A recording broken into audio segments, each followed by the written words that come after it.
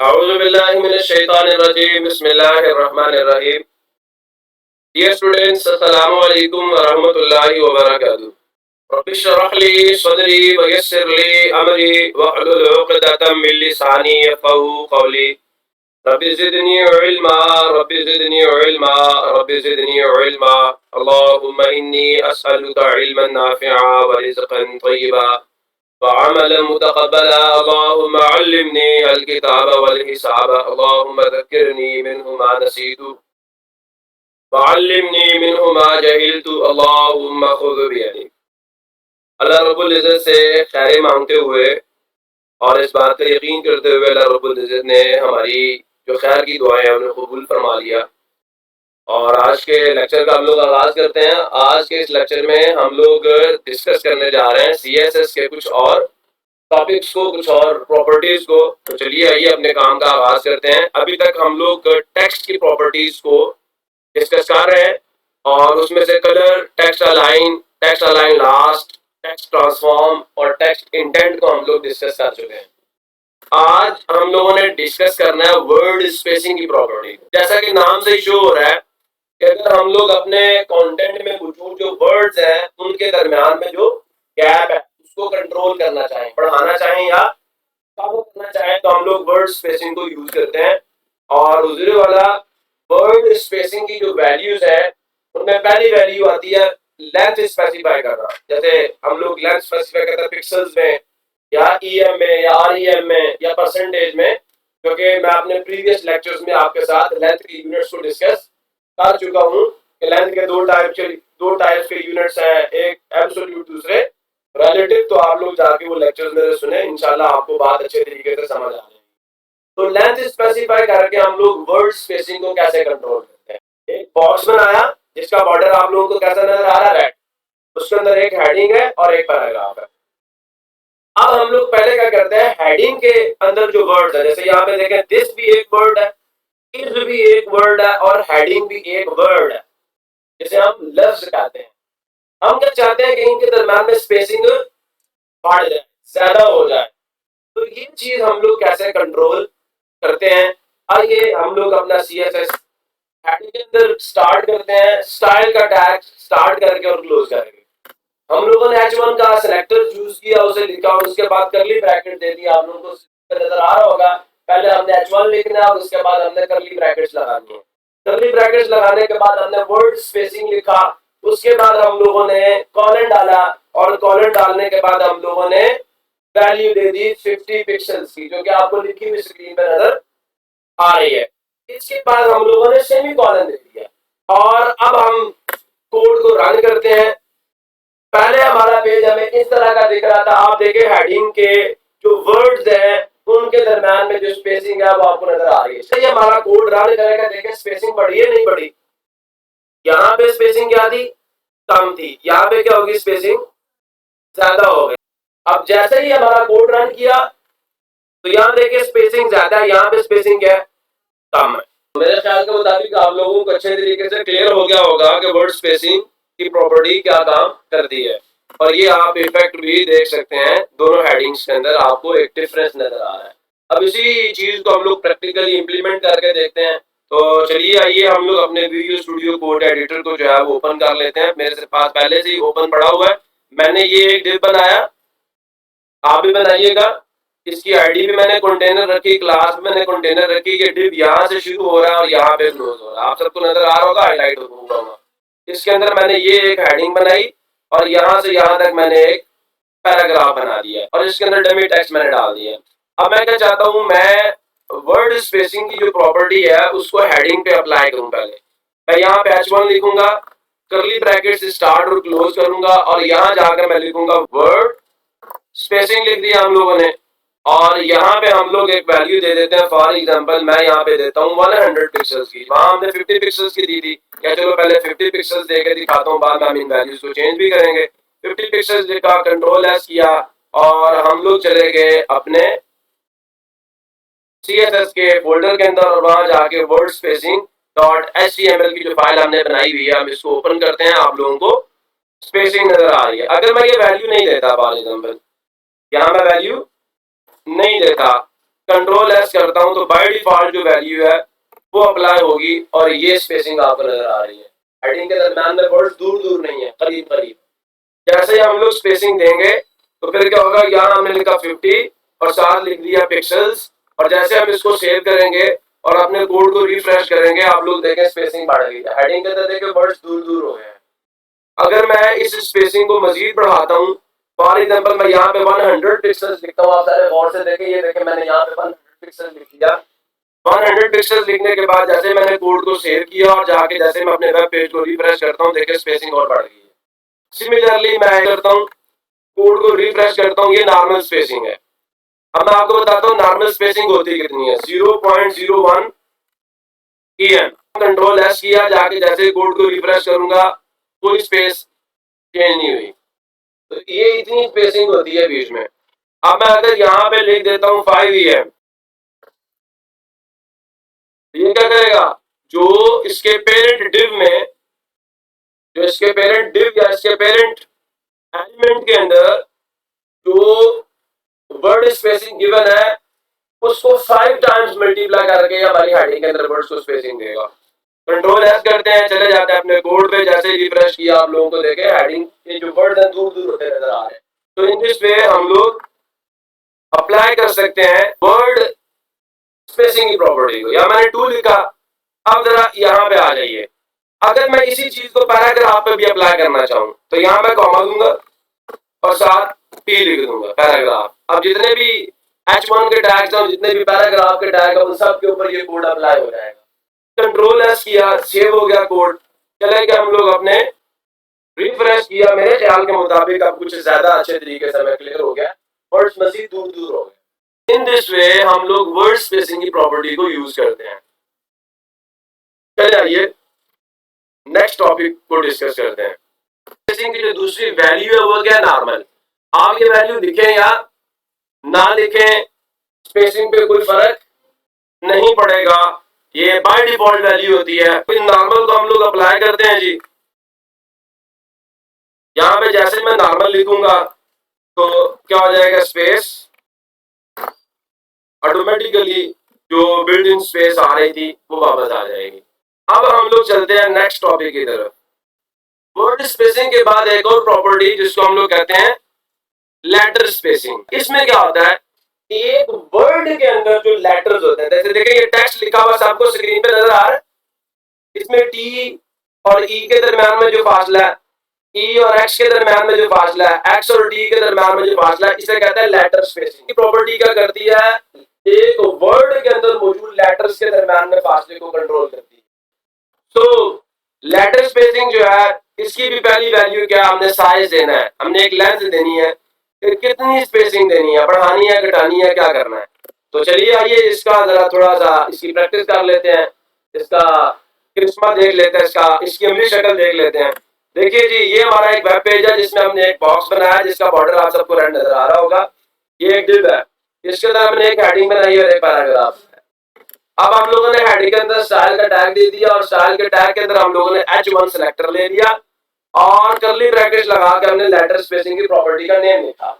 उसके बाद हम लोगों ने ये 2 डॉट्स जिन्हें हम कॉलन कहते हैं ये लगाए, हमने यहाँ पे 50 पिक्सेल्स लिखा और सेमी कॉलन लगा के हमने इसको क्लोज कर दिया। ये बन गया CSS, ठीक है। अब जैसे ये अप्लाई होगा तो ये पहले जो पेज हमें दिख रहा था, अब ये पेज हमें कुछ इस तरह का दिखेगा। अब क्या हुआ, ये T और H के दरम्यान में क्या होगी, 50 पिक्सल्स की स्पेसिंग आ गई है। H और I के दरम्यान में भी क्या होगी, 50 पिक्सल्स की स्पेसिंग आ गई है। I और S के दरम्यान में भी क्या आ गई है, स्पेसिंग आ गई है। And this is the effect जो हम दिखाना चाहते थे। तो हम इसको प्रैक्टिकली इंप्लीमेंट करके देखते हैं। दूसरे वाला, ये एक डॉक्यूमेंट हमने बनाया हुआ जिसमें हमने एक डिव बनाया, उसकी आईडी कंटेनर रखी, क्लास कंटेनर रखी, उसमें एक हेडिंग बनाई और एक पैराग्राफ बनाया और ये डिव यहाँ पे क्लोज हो। हम लोग हेडिंग के ऊपर लेटर स्पेसिंग को अप्लाई करना चाहते हैं। H1 का टैग हमने एज सेलेक्टर यूज किया, कर्ली ब्रैकेट स्टार्ट की, क्लोज की और यहाँ पे हम डाल देंगे letter spacing. First of all मैं ये वैल्यू नहीं देता, आपको कोड दिखाता हूँ। कंट्रोल एस किया, ये हमारा कोड है, मैं रिफ्रेश करके दिखा रहा हूँ आपको, ये हमारा कोड है। जैसे ही हम लोग लेटर स्पेसिंग दे देंगे, कंट्रोल एस किया, आप जाकर हम अपने कोड को रिफ्रेश करते हैं, हमारा वेब पेज हमें पहले ऐसे दिख रहा है, रिफ्रेश किया, देखें हेडिंग के लेटर्स एक दूसरे से क्या हो गए, दूर दूर हो गए, 50 पिक्सल्स का डिस्टेंस आ गया लेटर्स के दरमियान में। आप बिल्कुल टॉप पे देखें, यहाँ पे देखें फासला। उसके अलावा अगर हम यहाँ पे यही चीज पैराग्राफ पे भी अप्लाई करना चाहें, हेडिंग H1 के बाद कॉमा देंगे, ग्रुपिंग सिलेक्टर यूज करेंगे और स्पेस के बाद पैराग्राफ का टैग यूज करेंगे, कंट्रोल एस किया, चले गए अपने कोड पे, रिफ्रेश किया। मेरे ख्याल में अब आप लोगों को बात जरा ज्यादा अच्छे तरीके से समझ आ गई। तो आप गौर करें, देखें यहाँ 50 पिक्सल्स का डिस्टेंस आ रहा है, हर दो लेटर्स के दरम्यान में क्या आ रहा है, 50 पिक्सल्स का डिस्टेंस आ रहा है, जो कि हमने यहाँ पे मेंशन किया हुआ है। तो इसका मतलब लेटर स्पेसिंग की प्रॉपर्टी हमारी क्लियर हो चुकी है। अब हम लोग आगे चलते हैं।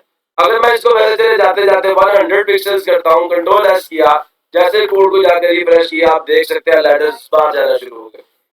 ठीक है, हमने अपने डिव की एक विड्थ रखी हुई है। जब एक वर्ड की विड्थ डिव से बढ़ती है तो जो वर्ड है वो ओवरफ्लो कर जाता है, डिव से बाहर चला जाता है। अब अगर हमने ओवरफ्लो को कंट्रोल करना हो तो हम वो कैसे कंट्रोल करेंगे, हम इसके बारे में भी इंशाल्लाह बात करेंगे, टेक्स्ट ओवरफ्लो की प्रॉपर्टी को यूज करके। कंट्रोल एस किया, वापस देखें आपका कोड आपको नॉर्मल दिखना शुरू हो गया। अब उस वाला हम लोग नेक्स्ट प्रॉपर्टी लेटर स्पेसिंग की, या लेटर स्पेसिंग जो नेक्स्ट वैल्यू है वो जी नॉर्मल है। आप ये वैल्यू दें या ना दें इससे कोई फर्क नहीं पड़ता। ये चेक करें, हमारा ये वेब पेज आप सबको नजर आ रहा होगा, इसके ऊपर हम लोग CSS अप्लाई करते हैं और नॉर्मल की प्रॉपर्टी यूज करके चेक करते हैं असर होता है या नहीं होता। H1 लिखा, हेडिंग का टैग हमने चूज किया और उसके अंदर हमने लेटर स्पेसिंग की प्रॉपर्टी का नेम लिख दिया, कॉलन डाला, प्रॉपर्टी का नेम डाल दिया और उसके बाद सेमी कॉलन डाल दिया। ये CSS जब इस पेज पे अप्लाई होगा, जो कि पहले आपको ऐसे दिख रहा है, बाद में भी ऐसे ही दिखेगा, कोई फर्क नहीं आएगा। क्लियर हो गया, नहीं हो गया? अब इसी चीज को हम लोग प्रैक्टिकली इंप्लीमेंट करके भी देख लेते हैं। क्या किया, यहाँ पे सिर्फ जहाँ पे हमने 100 पिक्सल्स लिखा हुआ है, हम यहाँ पे क्या डाल देते हैं, नॉर्मल, और कंट्रोल एस करके हम लोग जाके अपने कोड को, अपने पेज को रिफ्रेश करते हैं, कोई फर्क नहीं पड़ेगा, एज इट इज आपका पेज आपको दिखेगा। तो चलिए आइए अब हम लोग नेक्स्ट टॉपिक को डिस्कस करते हैं। टेक्स्ट प्रॉपर्टीज में हमने वर्ड स्पेसिंग की प्रॉपर्टी डिस्कस कर ली, लेटर स्पेसिंग की प्रॉपर्टी डिस्कस कर ली, और नेक्स्ट प्रॉपर्टी क्या, टेक्स्ट डेकोरेशन की प्रॉपर्टी जो है हम उसको डिस्कस करने जा रहे हैं। ये प्रॉपर्टी कर दी है। टेक्स्ट डेकोरेशन की प्रॉपर्टी जो है ना, इसके आगे मजीद कितनी प्रॉपर्टी है जी? पहली टेक्स्ट डेकोरेशन लाइन की प्रॉपर्टी है। टेक्स्ट डेकोरेशन जो है ये शॉर्ट हैंड है, शॉर्ट फॉर्म है। तो टेक्स्ट डेकोरेशन में बहुत सारी प्रॉपर्टीज और आगे एग्जिस्ट करती हैं। उनमें सबसे पहली कौन सी है? Text decoration line. अगर मैं टेक्स्ट डेकोरेशन आपके साथ डिस्कस करने जा रहा हूं ना, तो इसके साथ ही साथ मुझे आपके साथ कुछ और टेक्स्ट डेकोरेशन की प्रॉपर्टीज को डिस्कस करना पड़ेगा, और एट द एंड में आपके साथ टेक्स्ट डेकोरेशन को डिस्कस करूंगा, जो कि इन तमाम प्रॉपर्टीज का शॉर्टकट होगा। तो सबसे पहली property text decoration line discuss करते हैं। टेक्स्ट डेकोरेशन लाइन को, टेक्स्ट डेकोरेशन लाइन की जो पहली वैल्यू होती है दैट इज अंडरलाइन। इसको प्रैक्टिकली इंप्लीमेंट करके देखते हैं। ये हमारा एक वेब पेज जिसमें हमने एक बॉक्स बनाया बाय यूजिंग द डिव, उसको बॉर्डर रेड कलर का दिया और उसमें एक हेडिंग लगा दी और एक पैराग्राफ लगा दिया। नेक्स्ट चलते हैं जी। हमने हेड टैग के अंदर स्टाइल का टैग स्टार्ट किया, क्लोज किया। हमने H1 सेलेक्टर को लिखा क्योंकि हम हेडिंग पे इसको अप्लाई करना चाह रहे हैं। करली ब्रैकेट्स हमने स्टार्ट भी की, क्लोज भी की, और हमने प्रॉपर्टी का नाम लिखा टेक्स्ट डेकोरेशन लाइन। कॉलन दिया और प्रॉपर्टी की वैल्यू डाल दी अंडरलाइन, सेमी कॉलन से इसको क्लोज कर दिया। जैसे ही ये CSS हमारे इस डॉक्यूमेंट पे अप्लाई होगा तो हमें आउटपुट में कुछ इस तरह का रिजल्ट मिलेगा। हमारी हेडिंग के नीचे एक लाइन लग जाएगी, तो ये अंडरलाइन की प्रॉपर्टी का आउटपुट ऐसा होगा, and this is the effect. अब हम इसको प्रैक्टिकली इंप्लीमेंट करके देखते हैं। चलिए आइए अपने काम का आगाज करते हैं। विजुअल स्टूडियो कोड एडिटर में हम लोगों ने ये डिव बनाया, इसको आईडी कंटेनर दी, क्लास कंटेनर दी, इसमें एक हेडिंग बनाई, एक पैराग्राफ बनाया, और यहाँ पे डिव हमने क्लोज कर दिया। अब हम लोग क्या चाह रहे हैं, टेक्स्ट डेकोरेशन की प्रॉपर्टी को अप्लाई करना चाह रहे हैं हेडिंग के टैग के ऊपर। ये डिव का CSS मैंने लिखा, बॉर्डर दिया और उसको विड्थ 60% मैंने दी हुई है। यहाँ हम लोग लिखते हैं H1 कर्ली ब्रैकेट्स को स्टार्ट किया, क्लोज किया, और अब हम यहाँ पे प्रॉपर्टी का नेम लिखेंगे और प्रॉपर्टी का text decoration line hyphen line colon दिया और सेमी कॉलन से इसको क्लोज कर दिया और अब हम लिखते हैं अंडरलाइन। लिखा, कंट्रोल एस किया, चले गए अपने वेब पेज पे। आप देख रहे हैं आपका वेब पेज बिल्कुल आपको प्लेन दिख रहा है। जैसे हम रिफ्रेश करेंगे अंडरलाइन आ जाएगी। अंडरलाइन आप सबको मुझे उम्मीद है बड़े अच्छे तरीके से नजर आ रही होगी। चलिए आइए हम लोग फिर नेक्स्ट प्रॉपर्टी को डिस्कस करते हैं। टेक्स्ट डेकोरेशन लाइन की दूसरी वैल्यू होती है ओवरलाइन।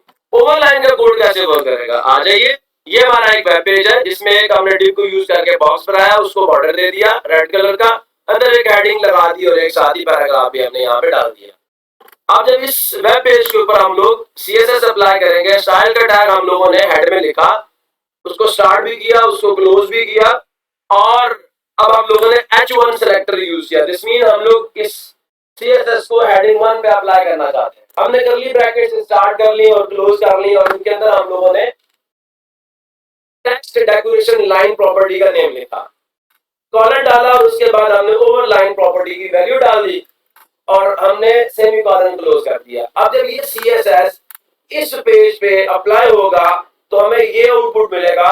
अब जो लाइन है वो हमारी हेडिंग के ऊपर आ गई है, overline. So this is the effect that we will see on our web page. इसको हम प्रैक्टिकली इंप्लीमेंट करके भी देख लेते हैं। टेक्स्ट डेकोरेशन लाइन की प्रॉपर्टी हमने यूज करनी है। कहाँ पे, डिव बनाया हुआ हमने, उसमें एक हेडिंग दी है, पैराग्राफ दिया है और उसे क्लोज किया और जो हमारा डिव है जिसकी आईडी कंटेनर है उसको बॉर्डर दे दिया 5 पिक्सल्स का रेड कलर का सॉलिड बॉर्डर और उसको width they the 60% of the web page की। और अब हम लोग H1 टेक्स्ट डेकोरेशन लाइन की प्रॉपर्टी को यूज करने जा रहे हैं। यहाँ पे हम लोगों ने कौन सी वैल्यू देनी है जी, ओवरलाइन। कंट्रोल एस किया, जाके कोड को हम लोग रिफ्रेश करते हैं, चेक कीजिए लाइन हेडिंग के ऊपर आ चुकी है। अगर हम लोग ये प्रॉपर्टी की वैल्यू नहीं देते तो क्या होगा, कोई लाइन हमें हमारे वेब पेज पे नहीं दिखेगी। ये देखें, कोई लाइन हमें हमारे वेब पेज पे नहीं दिख रही।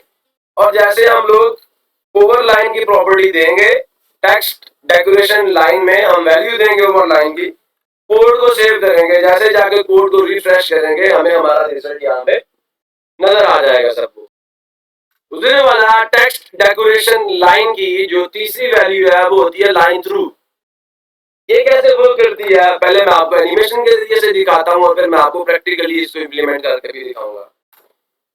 ये हमारा एक वेब पेज है जिसमें हमने एक बॉक्स बनाया बाय यूजिंग द डिव और उसको एक बॉर्डर दे दिया रेड कलर का, उसमें एक हेडिंग लगा दी और एक पैराग्राफ डाल दिया।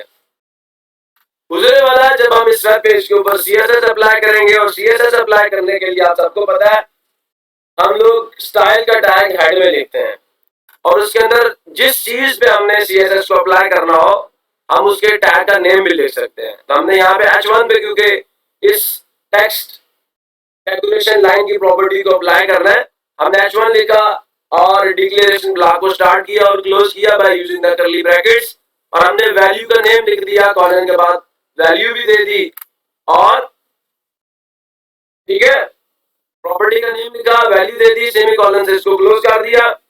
और जब ये CSS इस वेब पेज पे अप्लाई होगा तो हमें ये वेब पेज कुछ इस तरह का दिखेगा। दिस इज द इफेक्ट जिसको हम देखना चाह रहे थे। अब इसको प्रैक्टिकली इंप्लीमेंट करके देख लेते हैं। आ जाइए अपने कोड एडिटर पे। ये सारा कोड मैंने यहाँ पे लिखा है, डिव हेडिंग पैराग्राफ और डिव यहाँ पे क्लोज हो रहा है और ये डिव का हमने CSS लिखा क्योंकि उसका आईडी कंटेनर है।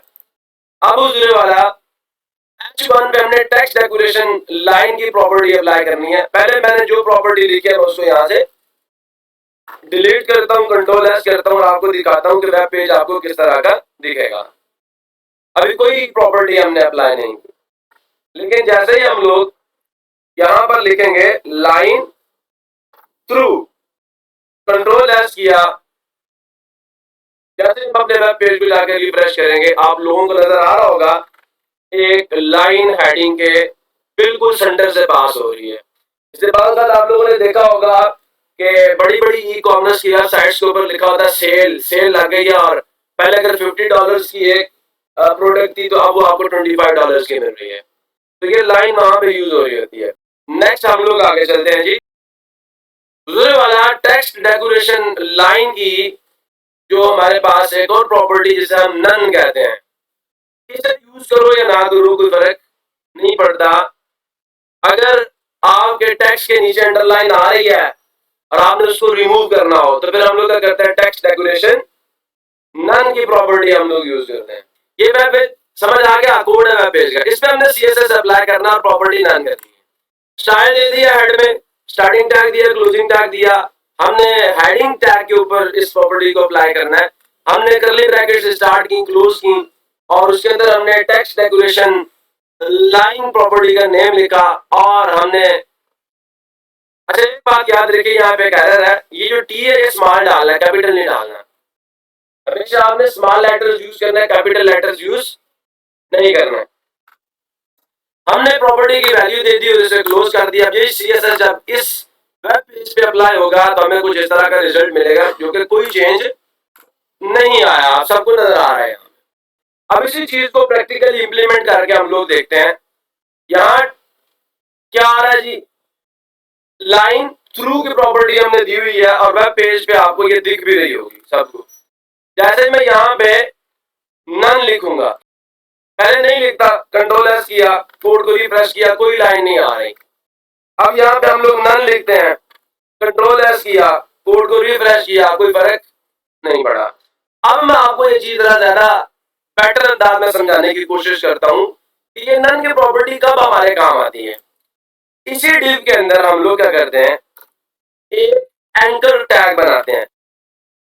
ये लें जी, यहाँ पे हम लोग कोई यूआरएल नहीं दे रहे और मैं रिलेशन भी कोई नहीं दे रहा, बल्कि मैं टारगेट को भी यहां से हटा रहा हूं और यहां मैं लिखता हूं जी, एंकर टैग बन गया, कंट्रोल एस किया, जाके हम अपने कोड को रिफ्रेश करते हैं।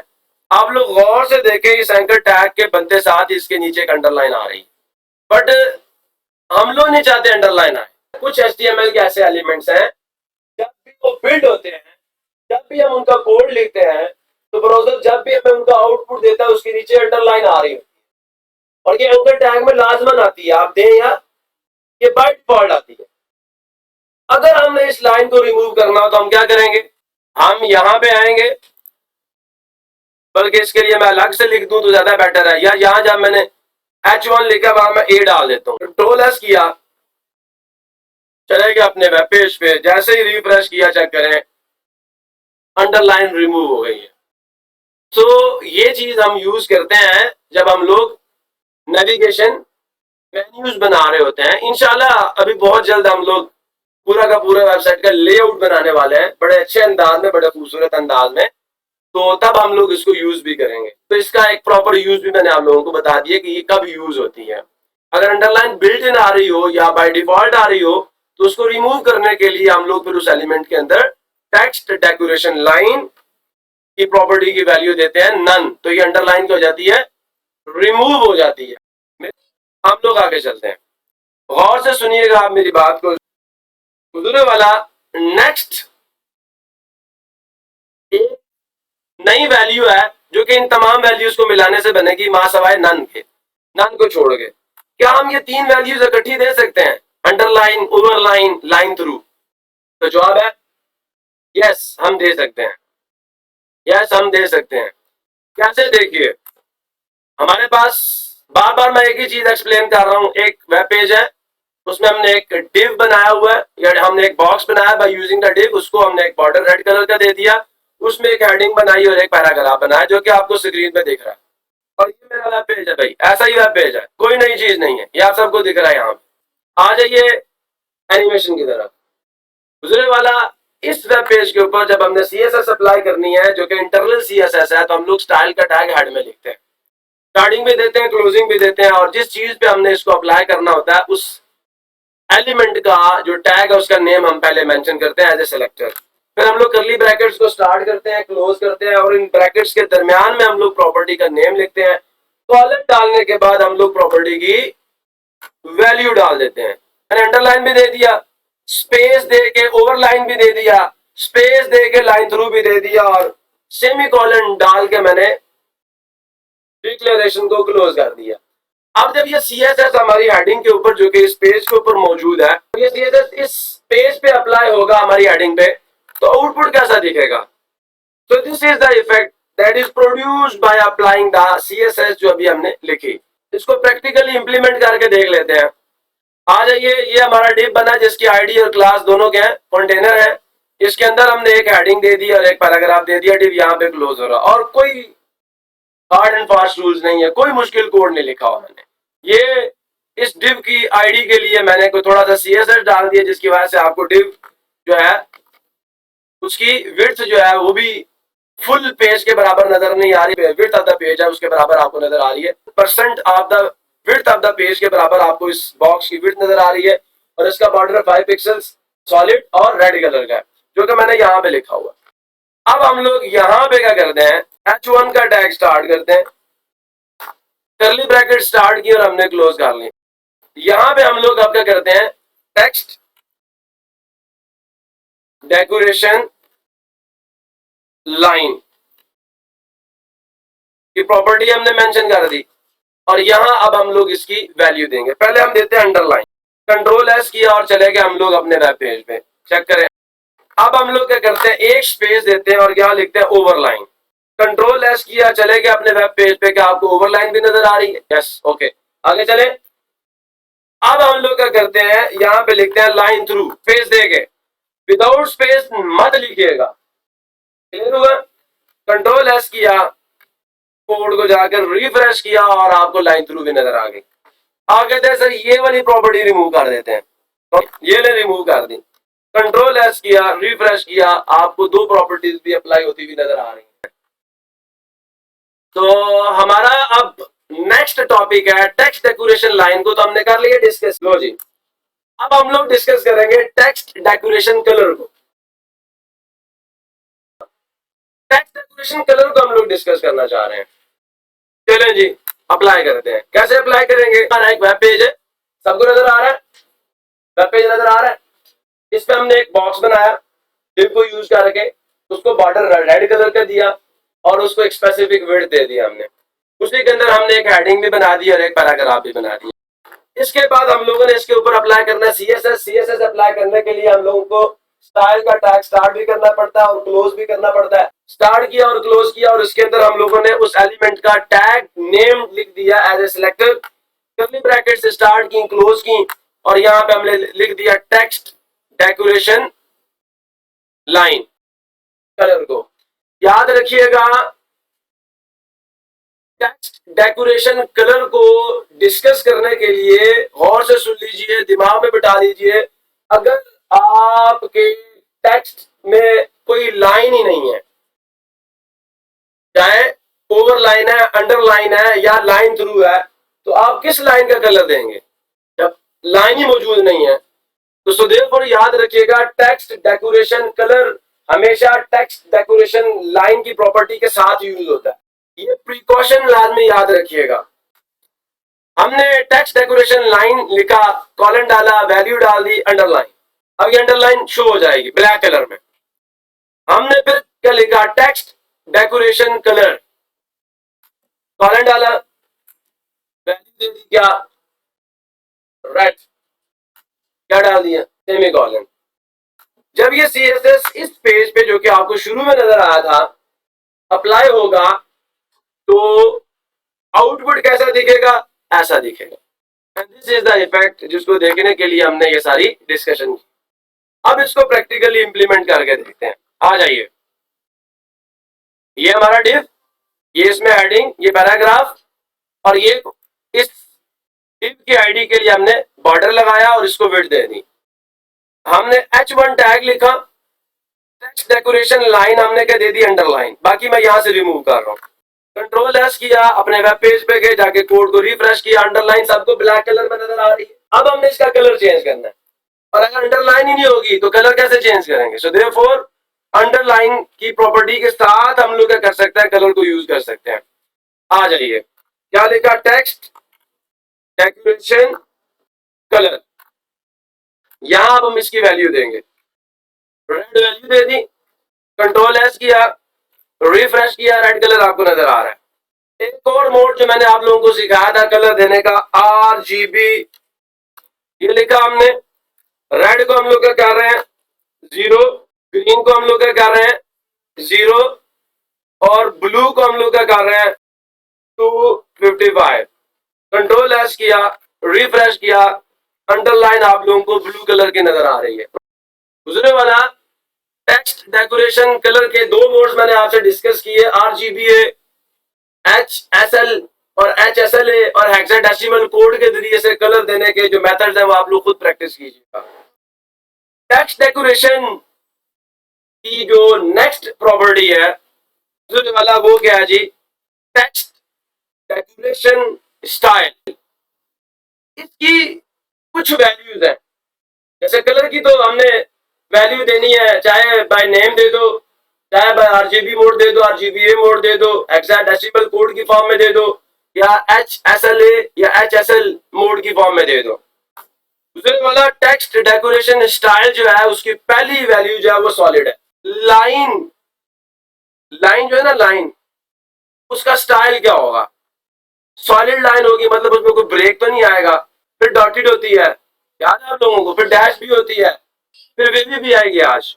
तो हम डिस्कस करते हैं सॉलिड वैल्यू को, हम पहले डिस्कस करते हैं। आ जाइए, ये हमारा वेब पेज, एक बॉक्स बनाया, डिव को यूज करके हेडिंग दे दी, पैराग्राफ दे दिया उसमें।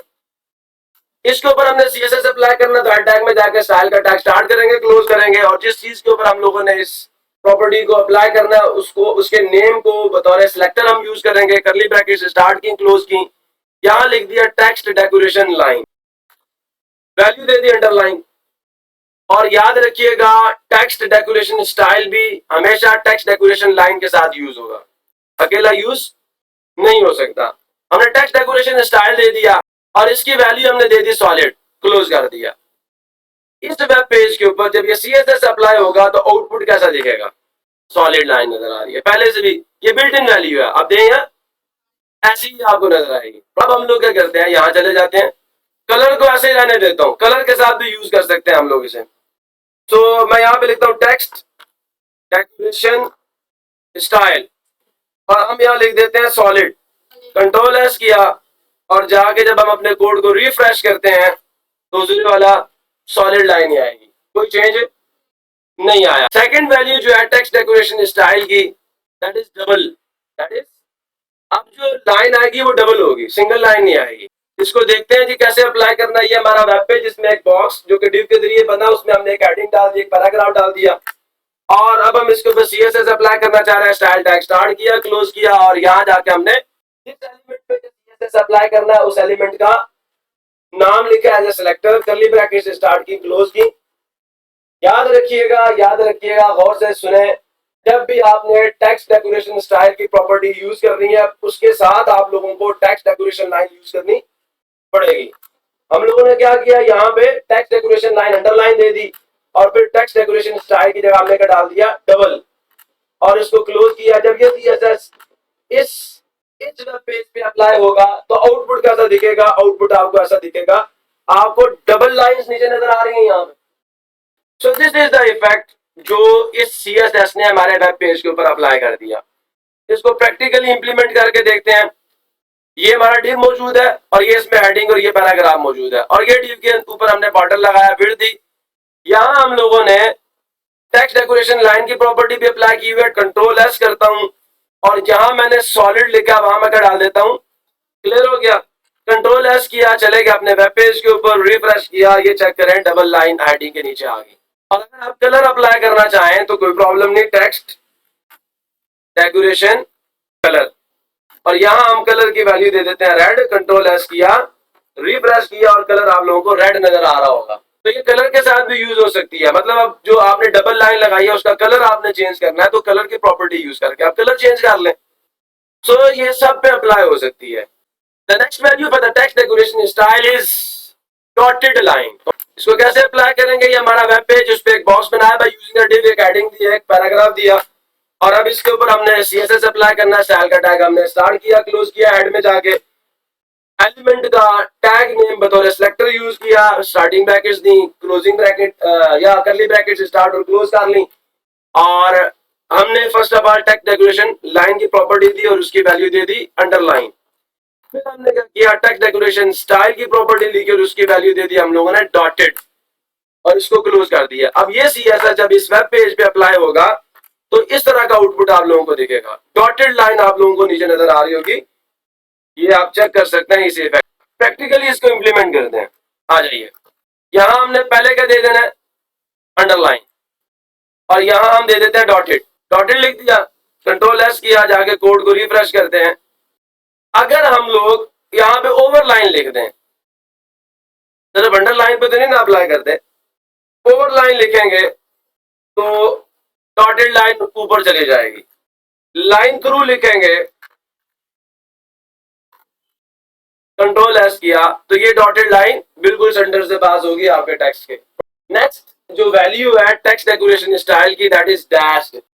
यहां देखें ये डॉट्स लगे हुए हैं, डॉटेड का मतलब डॉट डॉट डॉट, और डैश का मतलब थोड़ा सा इससे साइज में बड़ा होगा ना, छोटी छोटी डैशेस लगी होंगी माइनस के सिंबल्स की फॉर्म की। तो शुरू करते हैं जी, इसको कैसे यूज करेंगे। ये हमारा वेब पेज है, हमने इसमें बॉक्स बनाया बाय यूजिंग द डिव, उसको रेड कलर का बॉर्डर दिया और एक स्पेसिफिक विड्थ दे दी, उसमें एक हेडिंग दे दी और एक पैराग्राफ दे दिया।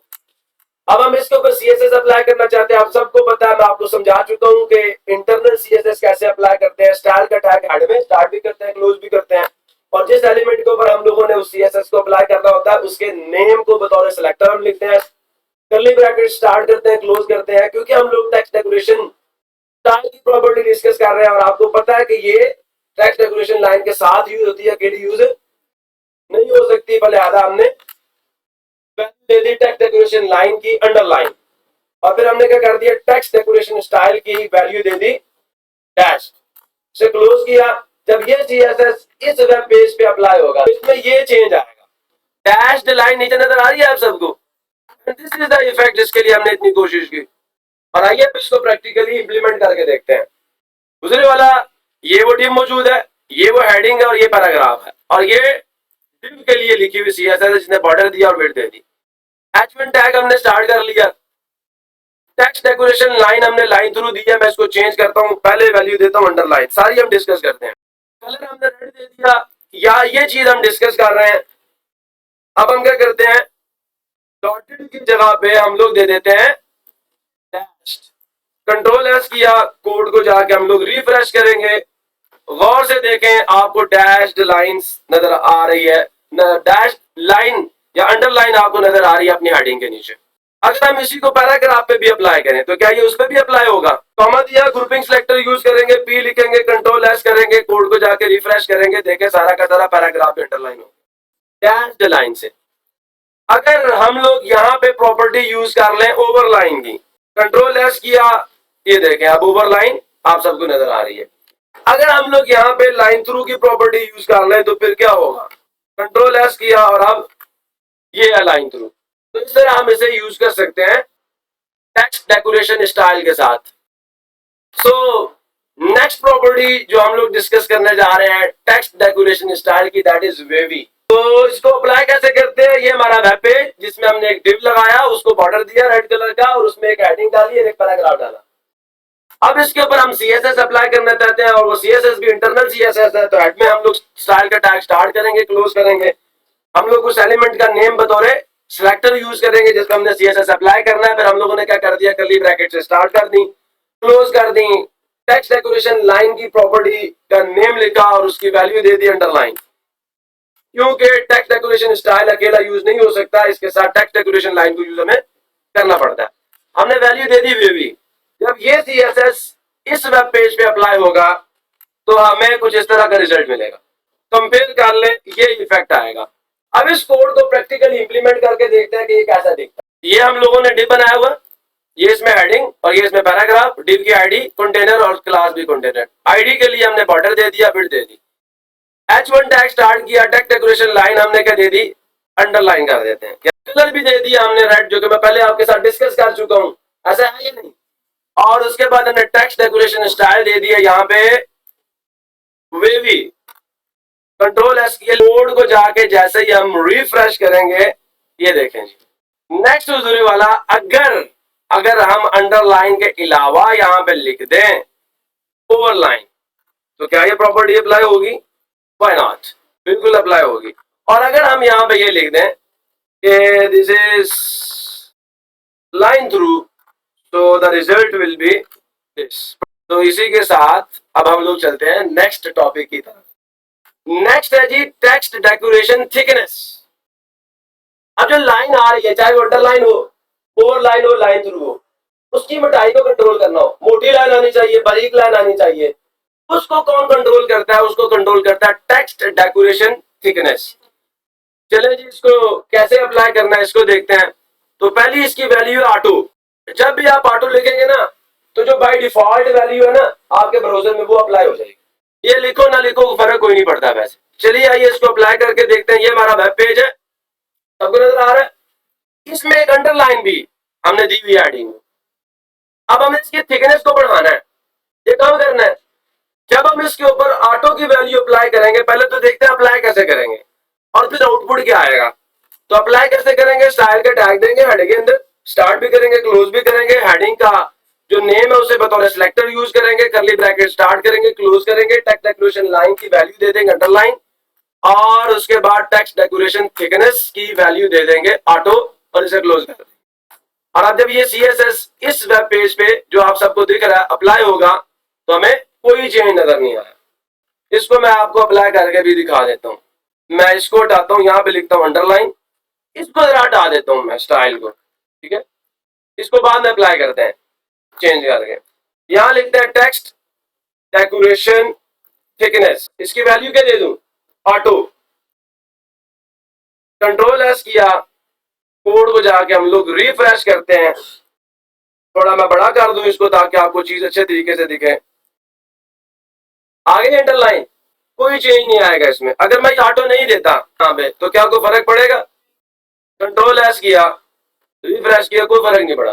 अब हम ऑटो दे देते हैं, कंट्रोल एस किया, कोड को रिफ्रेश किया, कोई फर्क नहीं पड़ा। अब हम चलते हैं नेक्स्ट वैल्यू की तरफ, ठीक है जी। ये इफेक्ट आप सबको यहाँ पे नजर आ रहा है ऑटो का। और नेक्स्ट वैल्यू है फ्रॉम फाउंड। हम लोग क्या करते हैं, अभी तक मैंने आपको फॉन्ट से रिलेटेड प्रॉपर्टीज नहीं पढ़ाई। बाद हम लोग फॉन्ट की फैमिली भी देते हैं बीच में। तो जो फॉन्ट की फाइल होती है, बाद उसके अंदर भी अंडरलाइन की थिकनेस दी हुई होती है। तो हम ये चाहें कि जो फॉन्ट की फाइल के अंदर थिकनेस दी हुई है अंडरलाइन की, वो वाली यूज करो, तो फिर हम यूज करते हैं फ्रॉम फाउंड। इसको यूज करके देखते हैं कोई फर्क पड़ता है या नहीं पड़ता। कैसे यूज करेंगे? ये हमारा वेब पेज, ये हमारा वेब पेज आप सबको दिख रहा होगा। इसमें एक बॉक्स हमने बाय यूजिंग द डिव बनाया, उसको बॉर्डर दिया रेड कलर का, और उसमें एक हेडिंग डाल दी, एक पैराग्राफ डाल दिया। इसमें हमने CSS अप्लाई करना। CSS अप्लाई करने का तरीका आप सबको पता है। हम पहले स्टाइल का टैग स्टार्ट करते हैं, उसे क्लोज करते हैं। उसमें जिस एलिमेंट पे हम लोगों ने CSS अप्लाई करना होता है, उसके नेम को बतौर सिलेक्टर यूज करते हैं और करली ब्रैकेट से स्टार्ट और क्लोज कर देते हैं। इसके अंदर अब हम सबसे पहले टेक्स्ट डेकोरेशन लाइन की वैल्यू देंगे अंडरलाइन, और फिर अब हम लोग उसकी थिकनेस की बात करेंगे। थिकनेस की प्रॉपर्टी का नेम दे दिया और उसकी वैल्यू हमने दे दी फ्रॉम फाउंड। गौर कीजिएगा, पहले हमारा वेब पेज हमें ऐसा दिख रहा था, अब भी वैसा ही दिख रहा है, लेकिन ये इफेक्ट जूम इन करके मैं जब आपको दिखाऊंगा आपको ज्यादा अच्छा दिखेगा। ये हमारा डिव जिसका आईडी कंटेनर है, क्लास भी कंटेनर, हेडिंग और पैराग्राफ। ये इस कंटेनर की हमने स्टाइलिंग की, बॉर्डर दिया, विड्थ दे दी, H1 का टैग डाला, हमने टेक्स्ट डेकोरेशन लाइन को वैल्यू दे दी अंडरलाइन की। टेक्स्ट डेकोरेशन स्टाइल को मैं फिलहाल कोई वैल्यू नहीं दे रहा।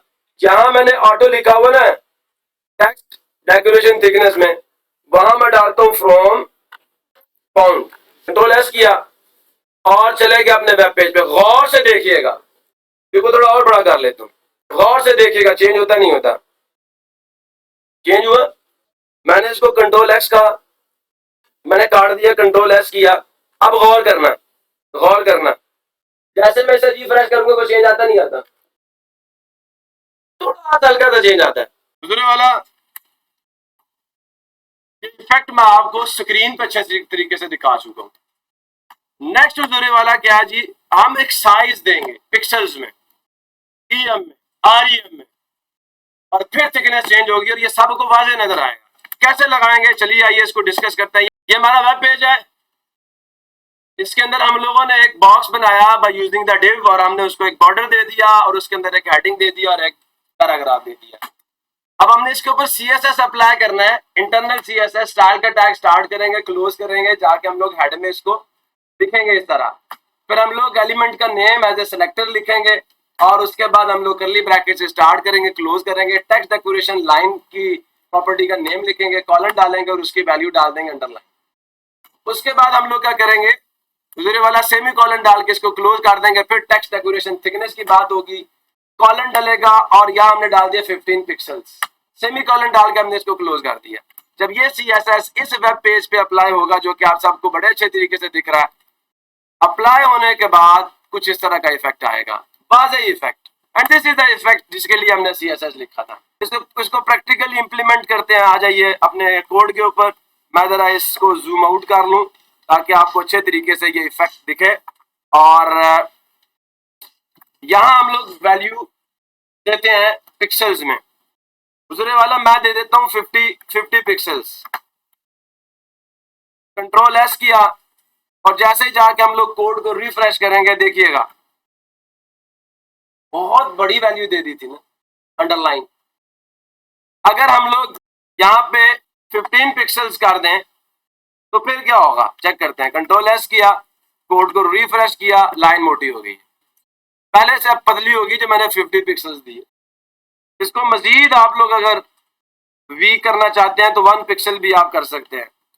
कंट्रोल S किया, रिफ्रेश किया, बिल्कुल ही पतली हो गई। तो in this way you can control the thickness of the underline that is given by the text decoration line. और ये चीजें हम लोग अप्लाई कर सकते हैं। कंट्रोल S किया, इन्हीं चीजों को देखें। मैं यहाँ पे कलर की प्रॉपर्टी भी दी हुई है, टेक्स्ट डेकोरेशन कलर भी दिया है, स्टाइल भी दिया है।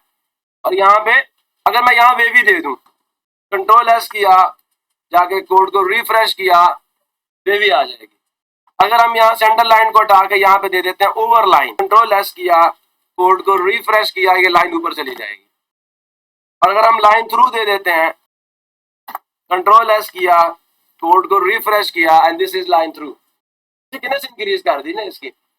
तो ये चीजें आपको उम्मीद है समझ आ चुकी होंगी। नेक्स्ट जी हमारा टॉपिक है टेक्स्ट डेकोरेशन। ये ऊपर लिखी गई जो 4 प्रॉपर्टीज हैं, text decoration line, text decoration colour, text decoration style, text decoration thickness, इन 4 प्रॉपर्टीज का शॉर्टकट जो है ना, ये टेक्स्ट डेकोरेशन है। अब फिर सवाल पैदा होता है वो कैसे, तो वो ऐसे, text decoration is shorthand और shortcut for the following properties, जो कि आपको नजर आ रही हैं। और वो सिंटैक्स ये है, टेक्स्ट डेकोरेशन लिखेंगे, कॉलन डालेंगे, सबसे पहली जो वैल्यू हम देंगे वो टेक्स्ट डेकोरेशन लाइन की देंगे, अंडरलाइन देना है, ओवरलाइन देना है, लाइन थ्रू देना है। फिर टेक्स्ट डेकोरेशन कलर की देंगे, चाहे आप RGB मोड में दें, चाहे RGBA मोड में दें, हेक्साडेसिमल कोड दें, HSL मोड में दें या HSLA मोड में दें, या फिर आप बाय नेम दें, जो मर्जी यूज करें, लेकिन कलर देना पड़ेगा। पहले हमें लाइन देनी पड़ेगी, फिर उसका कलर और फिर उसका स्टाइल देना पड़ेगा। वेवी है, डॉटेड है, डैश्ड है, सॉलिड है, डबल है, और लास्ट पे हमें थिकनेस देनी होगी। And this is the way कि हम शॉर्टकट कैसे यूज करेंगे। सारी 4 प्रॉपर्टीज अलग अलग से लिखने की जरूरत है, एक सिंगल प्रॉपर्टी लिखें और सारा काम कर लें। चले आइए इसको अप्लाई करते हैं। ये हमारा वेब पेज, जिसमें हमने एक बॉक्स बनाया by using the div tag, और उस बॉक्स को हमने बॉर्डर दिया रेड कलर का और उसको एक विड्थ दे दी। इस वेब पेज के ऊपर हमने CSS अप्लाई करना है, जो कि इंटरनल CSS है। हम लोग हेड टैग में जाएंगे, स्टाइल टैग स्टार्ट करेंगे, क्लोज करेंगे और उस टैग का नेम लिखेंगे बतौर सेलेक्टर, जिस पर हमने CSS अप्लाई करना है। और उसके बाद हम लोग कर्ली ब्रैकेट से स्टार्ट करेंगे, उन्हें क्लोज करेंगे। उसके अंदर हम लोग पहले देंगे टेक्स्ट डेकोरेशन। अब टेक्स्ट डेकोरेशन लाइन अलग से लिखने की जरूरत नहीं है, कॉलन डाला, टेक्स्ट डेकोरेशन लाइन की वैल्यू दे दी,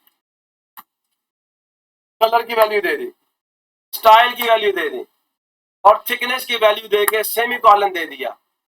और जैसे ये CSS हमारे इस वेब पेज पे अप्लाई होगा तो रिजल्ट कुछ इस तरह का होगा। और ये इफेक्ट है जिसके लिए हम लोगों ने ये CSS लिखा था।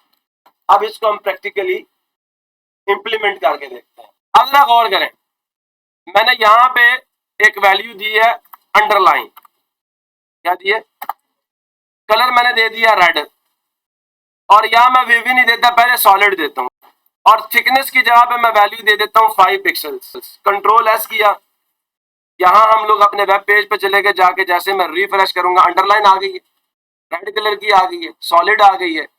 अगर मैं यहाँ पे डॉटेड लिख दूं ताकि आप लोगों को यकीन आ जाए कि स्टाइल भी अप्लाई हो रहा है, यहाँ पे हम डाल देते हैं डॉटेड, बल्कि डबल डाल दें, कंट्रोल एस किया, जाके कोड को रिफ्रेश किया, ले जी डबल लाइन आ गई। अब मैं देखे इतना सारा कोड क्यों लिखूं भाई, जब मेरे पास एक शॉर्टकट मौजूद है। मैं लिखता हूं टेक्स्ट डेकोरेशन लिखा और कॉलन डाल के आखिर पे सेमी कॉलन डाल के क्लोज कर दिया। यहां पे मैं पहली वैल्यू पकड़ता हूं अंडरलाइन, यहां से कॉपी कर रहा हूं, ठीक है, यहां मैंने पेस्ट किया, पेस्ट दे के रेड लिखा, ठीक है, उसके बाद मैंने डबल लिख दिया और उसके बाद मैंने 5 पिक्सल्स लिख दिया। जो 4 वैल्यूज मैंने ऊपर दी हुई ना, ये सारी की सारी यहां पे, वो सारी वैल्यूज मैंने इसमें डाल दी और इन 4 की 4 वैल्यूज को यहां से मैंने कर दिया डिलीट। कंट्रोल एस किया, देखते हैं कोई फर्क पड़ता नहीं पड़ता, या वही रिजल्ट रहता है। ये मैंने रिफ्रेश किया, कोई फर्क नहीं पड़ा। तो उन 4 का काम एक इस प्रॉपर्टी ने कर दिया। भले आधा मेरे ख्याल के मुताबिक अब आपको टेक्स्ट डेकोरेशन भी अच्छे तरीके से समझ आ चुकी है कि ये किन 4 प्रॉपर्टीज का काम कर रही है।